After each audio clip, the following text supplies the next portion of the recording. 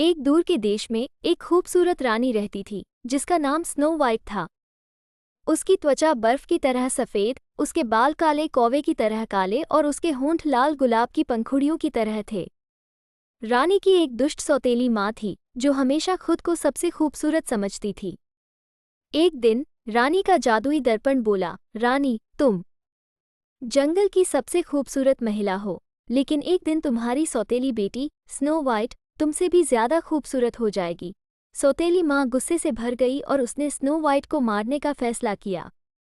उसने एक शिकारी को जंगल में भेजा और उसे स्नो वाइट को मारने का आदेश दिया। शिकारी जंगल में स्नो वाइट को ले गया, लेकिन जब उसने उसकी खूबसूरती देखी तो उसे उस पर दया आ गई। उसने उसे जंगल में छोड़ दिया और एक जानवर का दिल रानी को लाकर दिया। स्नो वाइट जंगल में खो गई और 7 बौनों के एक घर में शरण मिली। बौने दयालु थे और उन्होंने स्नो वाइट को अपने परिवार में स्वीकार कर लिया। वो उनके साथ रहने लगी और उनके घर के कामों में मदद करने लगी। सौतेली माँ को पता चला कि स्नो वाइट अभी भी जीवित है और उसने उसे मारने की कई योजनाएं बनाई। एक दिन उसने स्नो वाइट को एक जहरीला सेब दिया।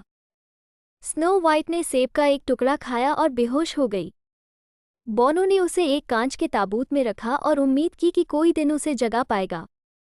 एक राजकुमार जंगल से गुजर रहा था और उसने स्नो वाइट को कांच के ताबूत में देखा। वो उसकी खूबसूरती से मोहित हो गया और उसके होंठों को चूमने लगा। जैसे ही उसके होंठ स्नो वाइट के होंठों को छुए, वो जाग गई। राजकुमार और स्नो वाइट प्यार में पड़ गए और उन्होंने शादी कर ली। वे सौतेली माँ के पास वापस गए और उसे जंगल से निकाल दिया। स्नो वाइट और उसका राजकुमार खुशी खुशी रहने लगे। बुराई पर हमेशा अच्छाई की जीत होती है। तारांकन, सच्ची सुंदरता दिल में होती है।